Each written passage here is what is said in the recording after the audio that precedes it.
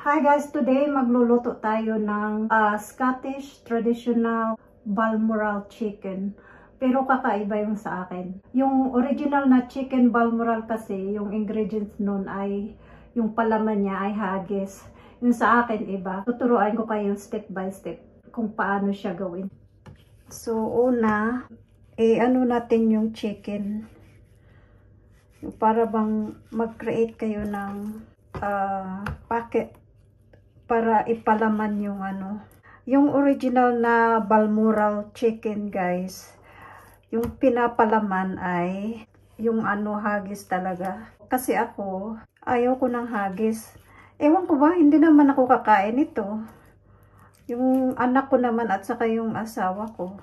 Yung gamit ko guys is black pudding. So pagkatapos nating ipalaman dito, so normally inaano ko siya guys, para ba siyang ginagawang ganito ba, yung bula-bula. Hindi naman bula-bula, yung nyo yung shape ng chicken. Tapos natin ganyan. Yan, ganyan lang siya, no? Pagkatapos guys, mayroon akong naka-prepare dito na bacon. I-wrap natin ito sa bacon just to secure the chicken. Okay?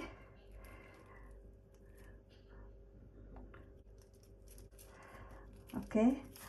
And then once ma-wrap natin yan, naka-prepare ako dito ng dinikdik ko to na paminta. Mag-a-add tayo ng salt. Ang gagawin natin guys, sinsya na medyo awkward kasi nga yung setup ng camera natin, I'm trying my best na makita nyo. I-rub natin ng melted butter. Okay? And then, i-sprinkle natin ng salt. Yung bacon din kasi guys, nagpapala-add to ng lasa. We have to sprinkle a black pepper. Gusto ko yung ako talaga nagka-crack ng black pepper. Kasi pakiramdam ko mas siya, mas aromatic at malasa. Tapos, natin siya, balot.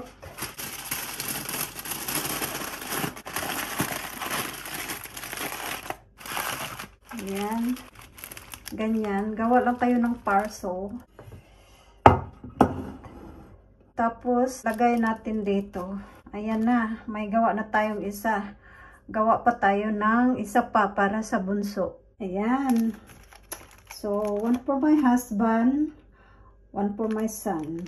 So, make sure yung oven nyo guys ay naka-preheated na siya ng mga siguro half an hour before nyo ilagay yung chicken.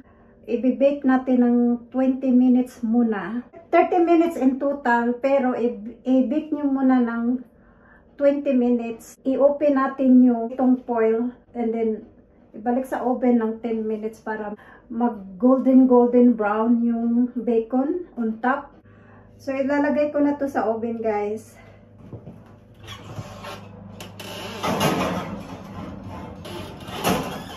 Now, sa sauce naman natin, guys, what we need is chicken stock and then fresh cream. There's no particular brand. And then the remaining black pepper, I have to keep it for final season for our sauce. And then we have whiskey. By the way, I don't really measure.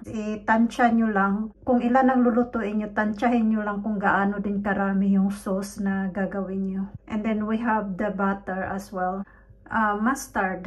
You can use any mustard, by the way. I just use this one because this is what I have. Here naman guys, this is the swede. Ko na lang sa screen kung anong itsura nito. Kasi nabalatan ko na siya eh. Supposedly, you have to mix it together with potato as well. But because I have the leftover from yesterday, so I'm going to combine this one later once this one is cooked. For the sauce, you have to Put the whiskey, chicken stock, put that in.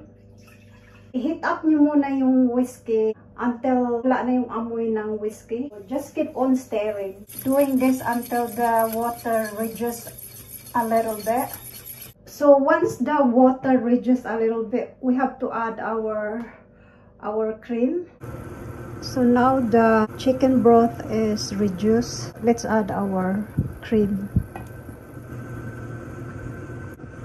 Okay, what you do is just keep on stirring until the sauce is thickened. So you just keep on stirring, guys, until you get the desire of creaminess. Malapit na rin yung ating sweet potato. Pasensya na kayo ha, yung oven ko ay maingay talaga dahil lumang-luma na yung oven ko, guys. Mga 20 years na tong kitchen ko. That's why I need a kitchen renovation. But that's on plan.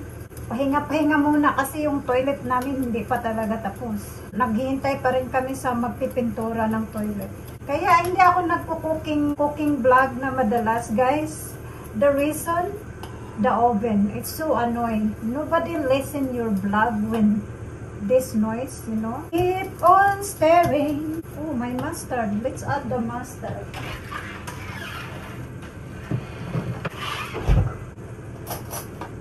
Meron pala akong Dijon mustard, guys.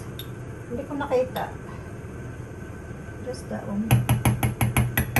That's the mustard I just added. Give some love as well. One of the best ingredients. Give some love.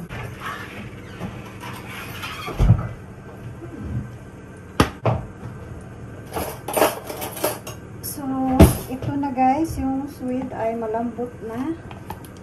Let's add some butter.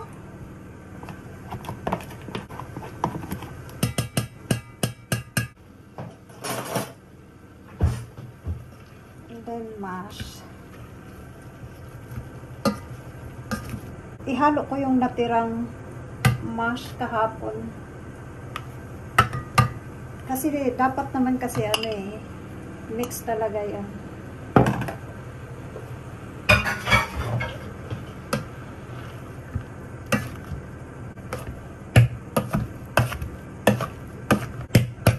Let me taste. That's this nice. Mga half an hour nandito na yun sila. Meanwhile, yung sauce natin ay hininaan ko muna yung apoy kasi para hindi umapaw.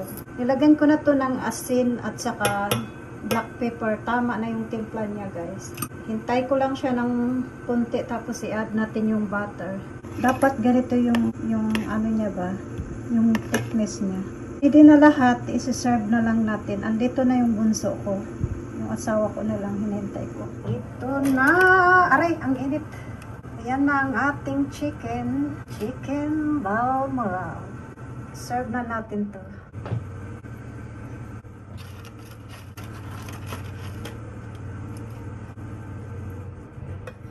Bossy boy!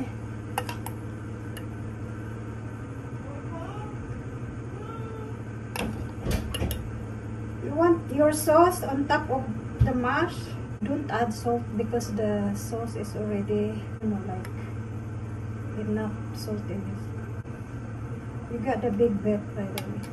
There you go, son. Enjoy. As usual, my husband is late, so I got time to film this. Hello. Oh, are you here?